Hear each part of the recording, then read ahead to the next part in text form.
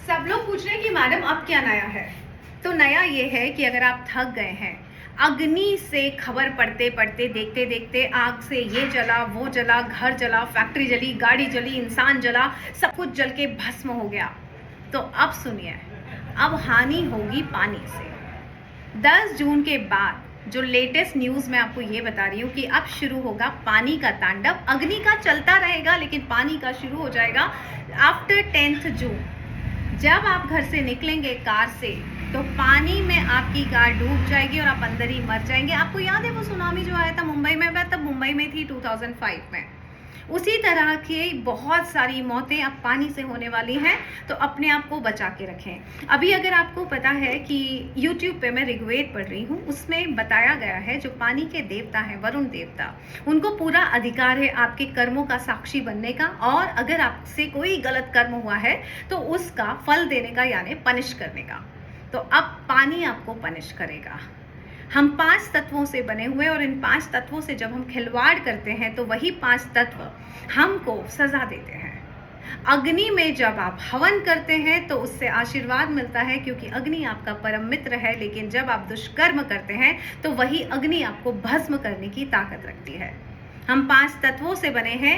जब आपको वायु प्राण देती है, लेकिन जब आप वायु में छलांग लगाते हैं प्लेन से, तो वायु ही प्राण ले लेगी। ध्यान रखिए, 5 तत्वों से खिलवाड़ मत कीजिए। और जैसे कि मैंने बहुत कुछ बताया था कलयुग की बातों में, अगर आपके पास कोई वाहन है तो उसकी पूजा कर ले और उसको कहें आपका ध्यान रखे जब आप उसके साथ हैं।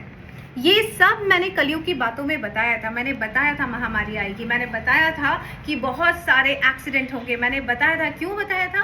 क्यों? क्योंकि मंगल की महादशा हमारे देश की चल रही है और सूर्य का साल है, तो सूर्य और मंगल मिलके सारे तांडव कर रहे हैं और अब बारिश तांडव करने वाली है। तो कलयुग की बातों में जो जो मैंने बताया था वो सब हुआ है। तो अब जो बता रही हूँ वो क्यों नहीं होगा? मैंने पहले भी बताया था 2025 धर्म का साल है। पिछले साल मैंने बार बार चिल्ला चिल्ला के कहा था पुण्य कमाओ, पुण्य कमाओ, क्योंकि 2026 कर्म का साल है और कर्म थप्पड़ मारेगा और थप्पड़ पड़ रहे हैं। अभी भी सुधर जाइए। अगर आपको ऐसा लगता है आपसे कोई दुष्कर्म हुआ है, आपसे कोई गलती हुई है, तो माफ़ी मांग लीजिए महादेव के सामने। महादेव को बोलिए कि आप उसकी संतान हैं, आपसे गलती हो गई, जाने अनजाने में मुझे माफ़ कर दो, है ना? नहीं तो 2026 के कर्म के थप्पड़ पड़ेंगे ही पड़ेंगे। और हमारे आसपास ये हो रहा है और अब जल तांडव करेगा 10 जून के बाद। जो अग्नि में लोग जल के भस्म हो रहे हैं वो इनोसेंट थे, वो इनोसेंट नहीं थे। हो सकता है वो इस जन्म में बहुत अच्छे इंसान हो, पिछले जन्म का क्या? तो कई बार हमको नहीं पता होता है हम कौन सा कर्म करके आ रहे हैं। 50 जन्म पूर्व किया गया एक गलत कर्म धृतराष्ट्र का, उस कर्म ने 50 जन्म तक पीछा नहीं छोड़ा था। धृतराष्ट्र की कहानी आपको पता होगी कि क्यों वो अंधे हुए थे और क्यों उनके कौरव यानी 100 बच्चे उनके सामने मारे गए थे। वो कहानी जानिएगा तब पता पड़ेगा कि आपके पुण्य भी आपका कुछ नहीं कर सकते जब तक आप माफ़ी ना मांगे। तो अपने कर्मों की माफ़ी मांगिए, शास्त्रों से, धर्म से कुछ सीखिए और अपनी रक्षा कीजिए, अपनी सुरक्षा कीजिए, सही कार्यों से, सही सोच से, सही विचारों से।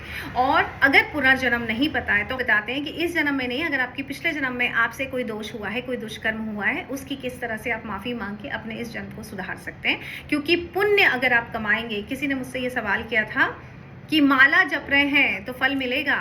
माला जपना इस एशियन पेंट जो मैंने अभी वॉल पे लगवाया है, माफ़ी मांगना इस पुट्टी भरना, दीवार में जो गड्ढे हैं पुराने उन्हें भरना पड़ेगा, यानी पुनर्जन्म के जो आपके दुष्कर्म हैं उनकी माफ़ी मांगनी पड़ेगी। तब जाके आपका माला जप आपके लिए काम आएगा और पुण्य की तरह काम करेगा और आपकी सुरक्षा करेगा। तो 33558905 पे कॉल कर सकते हैं और अपना पुनर्जन्म बुक करा सकते हैं। Thank you so much.